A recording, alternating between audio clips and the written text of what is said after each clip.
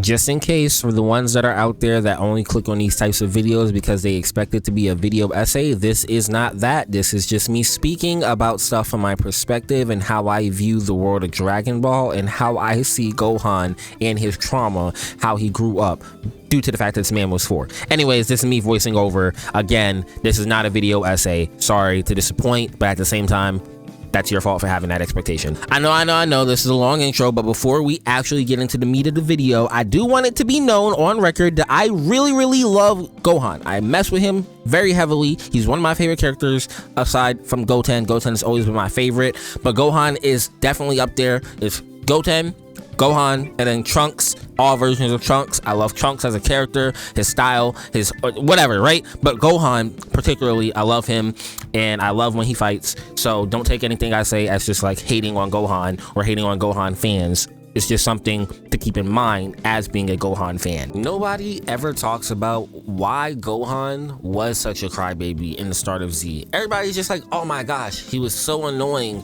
Who wants to even deal with this man? Full disclaimer, if I sound a little weird, it's because I do have a cut. It's because I do have a cut on the side of my tongue, in my cheek. So that's why I've been explaining it in the last like 2 or 3 videos. So forgive me for trying to keep this short, as well as just get straight to the point. Anyways, in the beginning of Z, Gohan is 4 years old. Put that in perspective. When we first see Goku in Dragon Ball, he's already 13 going on 14, or maybe it's the other way around, 14 going on 15. At the start of Z, Gohan is kidnapped at the age of 4. Saiyan Saga fighting and trying to defend everybody at 5. Trunks shows up, he's 6, right? Android Saga comes around, Cell Saga, he's like 9 going on 10. He spends some time in the hyperbolic time chamber, so he's like 11-ish, right? Even though not really, because 7 years goes by. In the Buu Saga, he's supposed to be 16, but you know, depending on which translation you end up getting, he's 16, 17, 18, it doesn't really make any sense. The point is, he's still super young, right? And by the end of Z, which is like the 10-year time skip, he's like supposed to be 26 or something, right? Why do we all complain about Gohan being annoying when he was literally a child? This man has gone through the most traumatic experiences that even a human anywhere would say is extremely traumatic. You wouldn't want to be kidnapped by the time you were 4 years old, forced to fight people in the Saiyan Saga and everything like that. Like, oh shoot, my dad died when I was 4, I was kidnapped when I was 4, then I was getting trained by this demon basically, and then all of a sudden I got attached to him as a father figure. He also died. I also got to see one of my dad's best friends that I had briefly met called Yamcha. He also got blown up by the Cybermen, and then I had to travel across the galaxy and go to another planet to get some mystical balls. No wonder this man doesn't want to fight.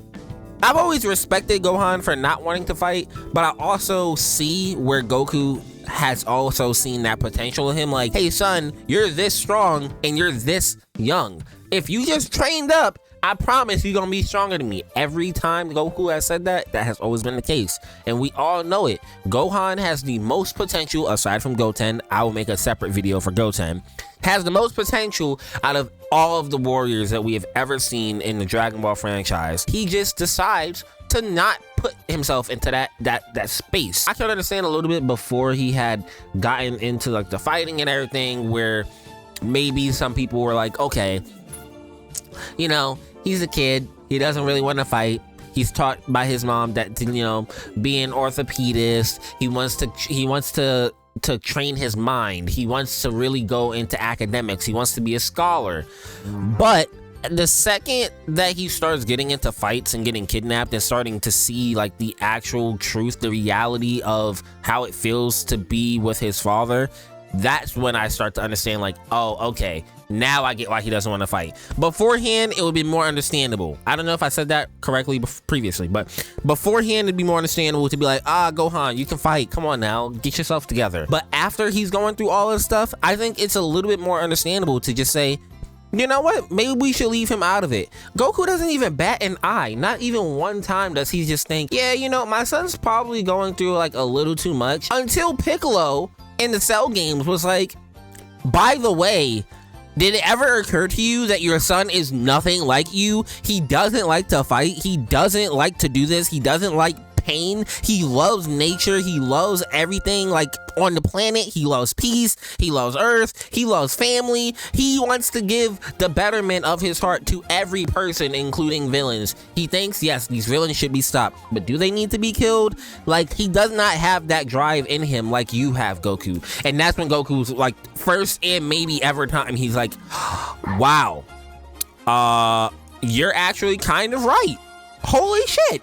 We actually might be screwed. I didn't know that Gohan, you know, like he might not turn into a Super Saiyan 2 like I want him to. And of course, he got pushed because 16 died. Another person that dies in front of his face, getting his freaking face, his whole head smashed on. I mean, this little kid has grown up in the most battle-hardened areas that you could ever think of. I don't know. Just something that I kind of wanted to get off my chest. It's like, even to this day, there are so many people that get on Gohan about not training, about not wanting to do stuff, about him being a crybaby in the beginning of Z and stuff. Mind you, he was 4. He's introduced to us as a 4-year-old. I don't care if he's a Saiyan or what. How many 4-year-olds you know is doing the stuff that he did? And then had to protect the Earth by 5.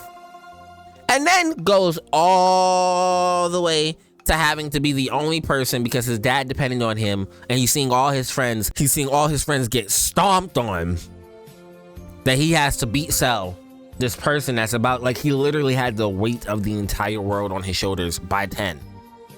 It isn't really until the Buu Saga where we're getting into the range of when we're introduced to Goku inside of Dragon Ball. Again, Goku was introduced to us by the age of like 13, 14, 15, 16, right? By the end of Dragon Ball, he was 17.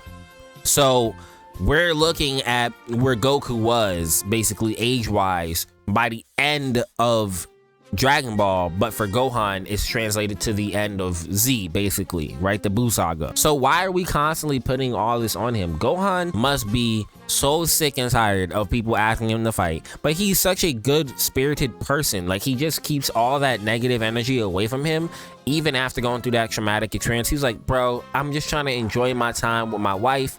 I'm just trying to enjoy this time here with Pan, and please, Dad, I know you want me to fight for the universe, but that's your calling, bro. I just want to be a scholar. I like books. Even Trunks, when he came back from the future and Super, was like, what happened to Gohan? I tell you what happened. He's not being put inside of these traumatic experiences. That nigga probably went to therapy and was like, you know, you're right. I should probably just distance myself from the entire family.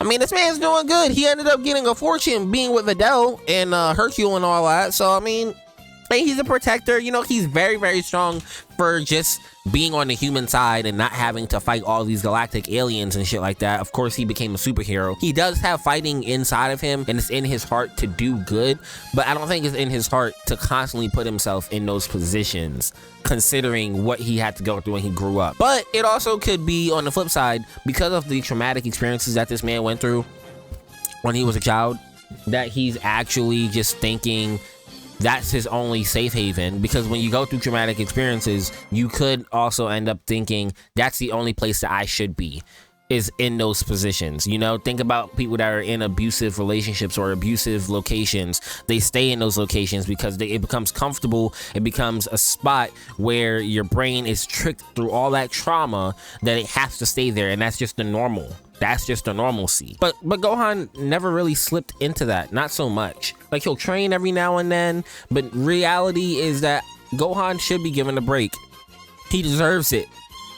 Because if I went through the stuff that he went through, I'd probably hate fighting as well, or hate games, or hate being with my dad and shit like that. I mean, really, he's never around the rest of his family every time we see Gohan. Yes, I get it. He has his own house and stuff, but you can visit.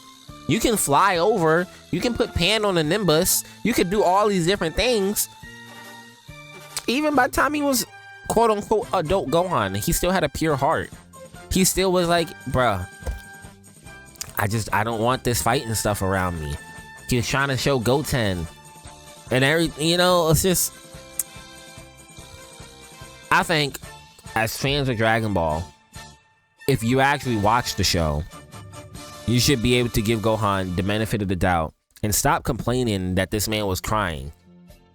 He was 4. Anyways, I probably rambled on for too long. If you enjoyed this video, make sure you like, subscribe, enjoy the vibes. If you did enjoy the vibes, I appreciate you becoming a part of the community, and let me know something else you want me to talk about. Bring some attention to. Let's get the channel out there in the algorithm. You know, these aren't meant to be video essays. These are meant for me to kind of just go off in my head and just talk about stuff that I see, because I don't really feel like making a video essay. That's never been my style. I like to just go off of what I'm feeling. So if you did come to the video expecting a video essay, I apologize, but at the same time I don't, because I'm me, and you should have kept your expectations in check. I'll catch you guys in the next one. Stay safe out there. Peace.